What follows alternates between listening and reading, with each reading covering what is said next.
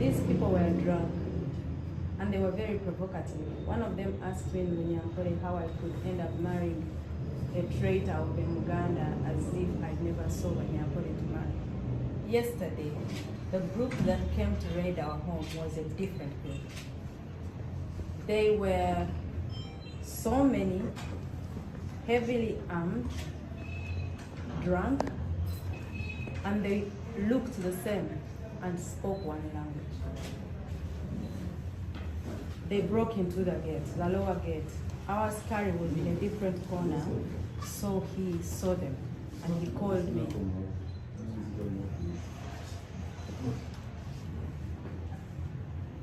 Our askari saw them and called me. I had already gone to bed. I was just preparing to read like one page of my Bible and then sleep. The askari called me and said, "These men are many and they are coming in this time." So in the moment, I got out of the bed, switched off the bed light, then tried to walk out of the bedroom and lock it, looking for a place to hide. But then I realized that was a wise thing to do. I opened the bedroom again, went in, opened the balcony room to make a video of at least some evidence of these people were coming in. I just shot a small snippet thing because already they had ladders and they were climbing to our veranda. So when I shot that, I locked the veranda door again, went in, sent the video to our son Solomon, and I asked him to let people know that we were under attack. Then I called our other son, who is also my brother-in-law, Dax, and I told him, it's finished. These people are coming in, definitely. So I walked out of the room, locked the door, and then went down the stairs. When I reached the stairs and looked in the window, there was this big group of men. Every window had like 10 men in it.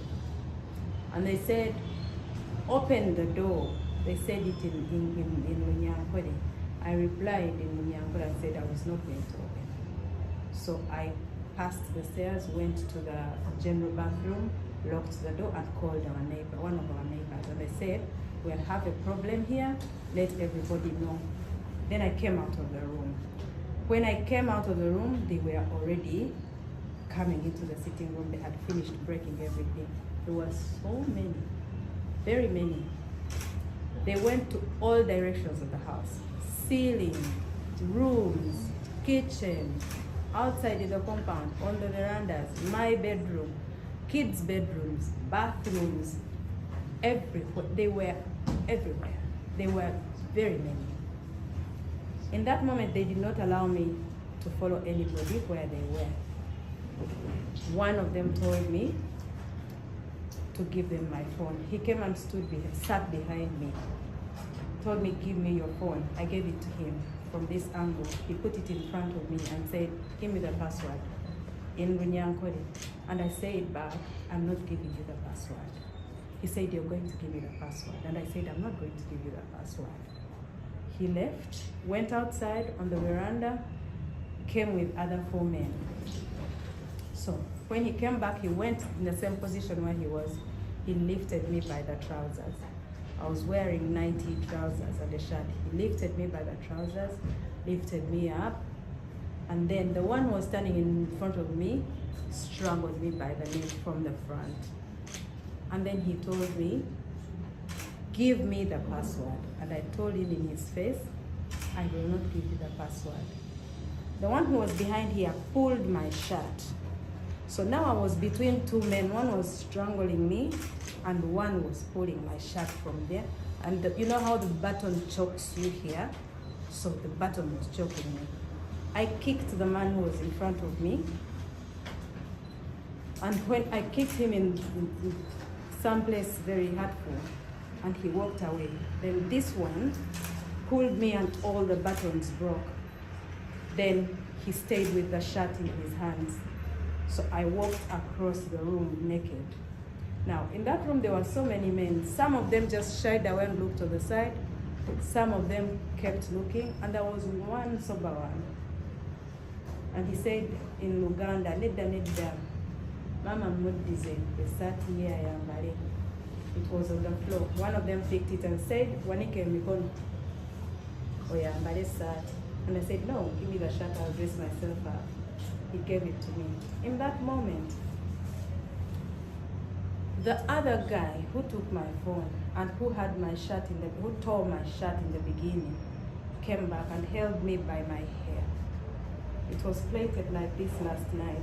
He held me by my hair and pushed me all the way up to a pole across in the sitting room. And I hit my lip. And then he told me, bring the password. I said again, there's no password for you. Then he pulled me down on the floor. And they sat on me. I felt as if 4 bodies sat on me. There was someone, I think, was overseeing everything. He told them, what's happening here? Leave her. Then they went. I sat on the floor. And in that moment, I felt thirsty. I felt nauseous. I felt dizzy. I felt my body was confused. I asked for water. They brought me a glass of water. I asked for more water. They gave me another glass. And that was the last that I remember for that event. The next moment that I got to realize, I was on the veranda sleeping in my own vomit. The askari and the other boy organized and drove me to hospital. So they left you in your house or your house? They left me in my house. In my house or on the veranda, because when I realized I was outside on the veranda, sleeping in my own vomit. So all this while, they were asking me where my husband was. Where is your husband? I said, I don't know where he is.